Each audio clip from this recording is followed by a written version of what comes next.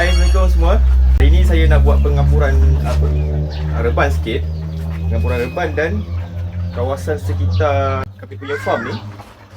Okey, sebenarnya tujuan pengampuran ni adalah sangat penting lah. Pengampuran ini sangat penting untuk kita menstabilkan pH tanah. Dia juga membantu untuk menghalang daripada bakteria untuk terus membiak di dalam kawasan kita punya farm ni. Jadi bila kurang bakteria yang membiak dekat kita punya farm ni, jadi kuranglah ayam kita ni untuk dijangkiti penyakit. Okey.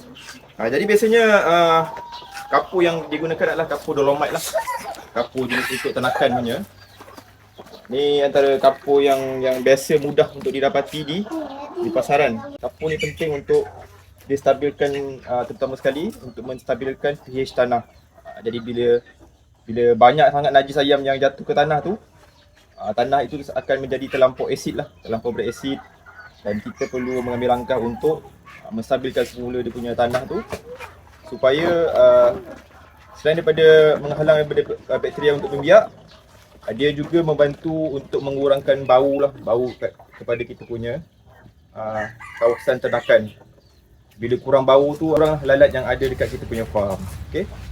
So hari ni kita buat pengampuran tanah di kawasan reban dan sekitar farm. Baiklah, itu saja perkongsian saya pada hari ini. Assalamualaikum dan selamat menternak. Cuma belajar kuat dari luka yang singgah, dan setiap derita yang pernah singgah mengajar jiwa ini makna tabah. Jatuh bangun bukan alasan menyerah, debu di wajah tak padam meruah. Hari yang gelap tak selamanya parah, dalam dada masih ada parah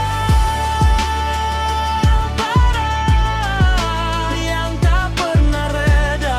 Biar dunia berkata apa, kami tetap melangkah. Bukan semua cerita berakhir indah, kadang angka merah singgah tak sudah. Telepon senyap tempahan pun berubah, namun aku belajar resah.